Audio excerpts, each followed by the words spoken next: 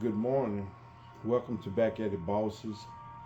Back at It Bosses is about finding our way home through self value, right? We get back to our authentic self by what we value. But this morning, I want to ask a question before I get off into what I want to talk about. Do you ever notice when a real man walk into the room, how the atmosphere shifts, how people go to act in a certain way? I do. Happens to me all the time. Sometimes I'm able to befriend other men. Sometimes I'm not because they like,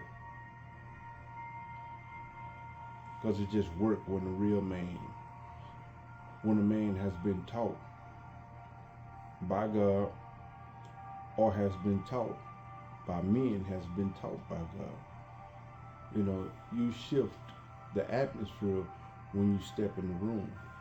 Many won't say it. They probably use secret counsel to feel good about themselves. But that's not what I want to talk about this morning. I want to talk about men that I have the opportunity to study. And I'm going to tell you why I was studying other men. Because I want to have a real conversation with other men where we can actually sharpen each other up. So what I did, I created a domestic violence abuser program called Men's Challenge. Challenge the cycle of violence against women. In order to put this program together, I had to do the groundwork. I had to put myself up around people, other men, and them not knowing what I was doing, right? So I was shuck and jive with them. Sometimes I act like we on the same level. I dumb myself down, and I would just kick it with them, and we would just talk about life. And the majority of the men, they were still young boys in their mind. Like they were straight up boys, like 13, 14, 16 years old. Some of them even thought like 16-year-old gang members, but they was in their 40s. Some was in their 30s. And what I noticed was a lot of the men were bums. Like what I mean by that they will rather wait for somebody to take care of them.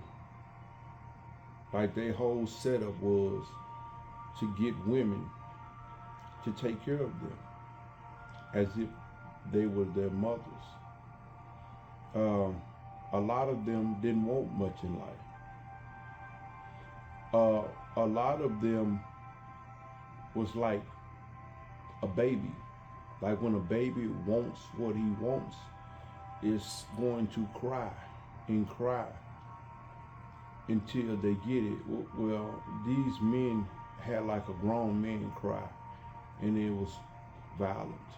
The conversation about how they deal with their women was violence, and they use violence. Uh, some of the men were straight up bullies.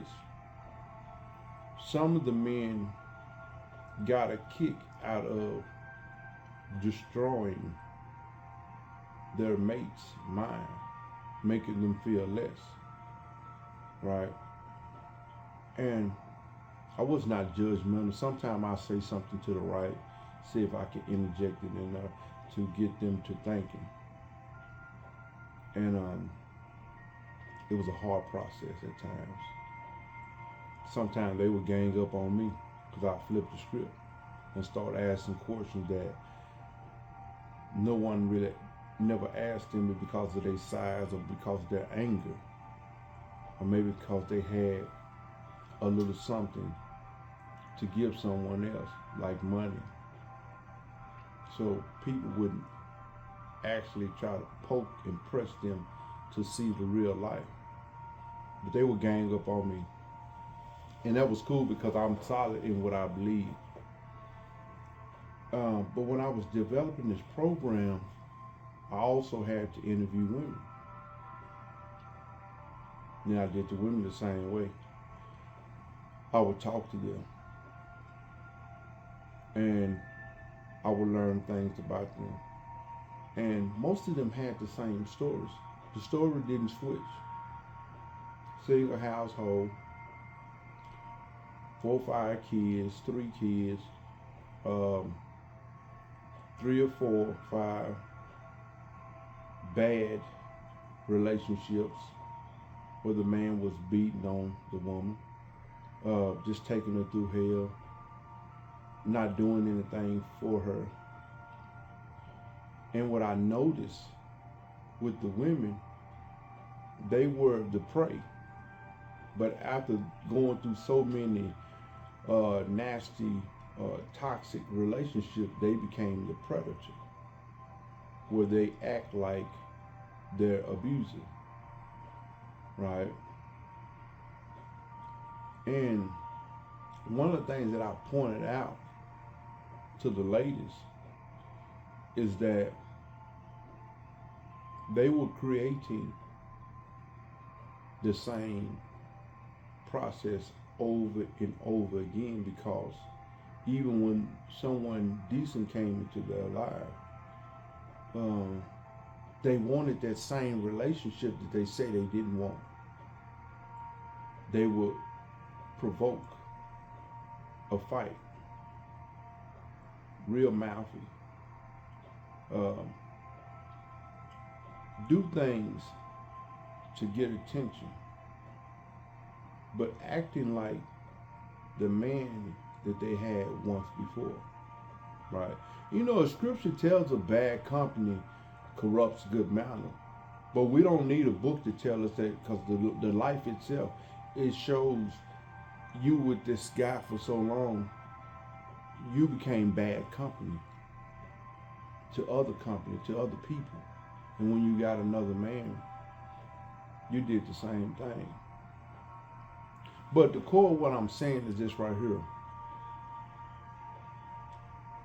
You had a man, multiple men, that was not worth a quarter in Mexican money, was not worth shit.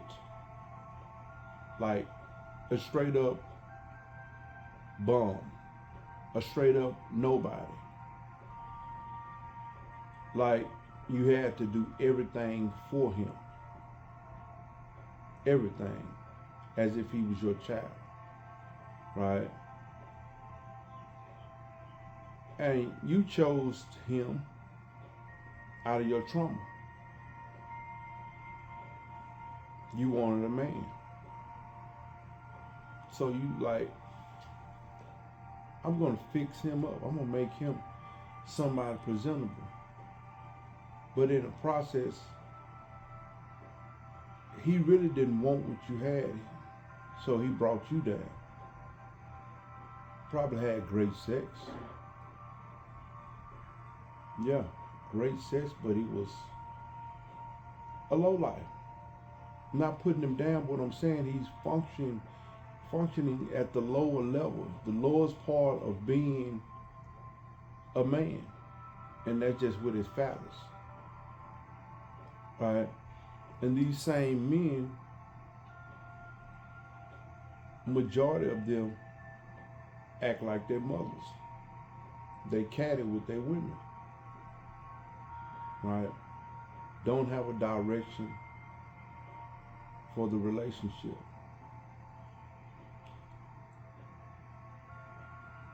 But one of the things that I pointed out to the women, and I'm gonna tell you, I would hold their hand, because I have a soft spot for women, because I have a soft spot for my mother when I was able to look at her life and give her grace. So I learned how to give women grace. But so I would hold their hands and I was like, look,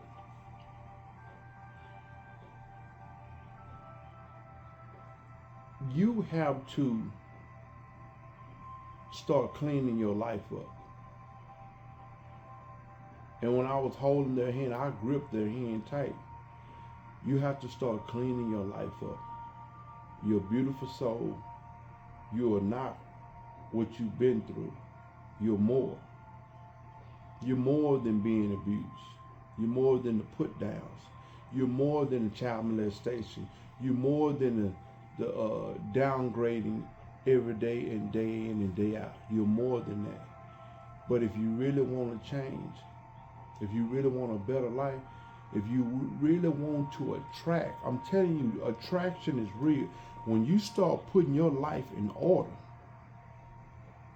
when you start putting your life in order, instead of spending on jewelry, clothes, when you start putting your life in order with information, and not just studying scripture, not becoming a parrot, not becoming somebody that know how to regurgitate scripture, you become a master quoting scripture. I'm not talking about that. I'm talking about actually executing scripture and making scripture a part of your life.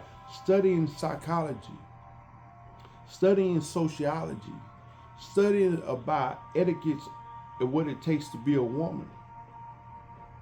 Like when you start putting this stuff in your life, you're going to draw the right people to you.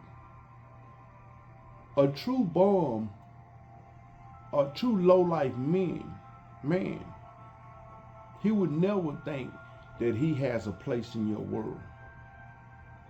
Because you have what I call bossed up. And bossing up is just really being responsible for your life, your health, your spirituality, your finance. You really start working on your life, I guarantee. Because see, if you don't work on your life, what happens, you draw in confused people. They'll see something good about you, but they are confused. And then they look like, oh yeah, I can get in there. Yeah. And they say things like this. You know they childish. I can make you fall in love with me. Now what the hell that's gonna do for your life? Right? It's a distraction. It is the work of something that is low. It is dark. I just really want to. I'm very serious about this because I preached, taught, counseled with many women, and some even thought, okay, like this man is talking to me, he must cut. No, it ain't that I cut for you. It ain't that I want your body. It's that I see that something that's great within you. And I know up under all the trash and the dirt that women live out, good women still lives amongst us, right? Like angels are still here watching over. It's good women in the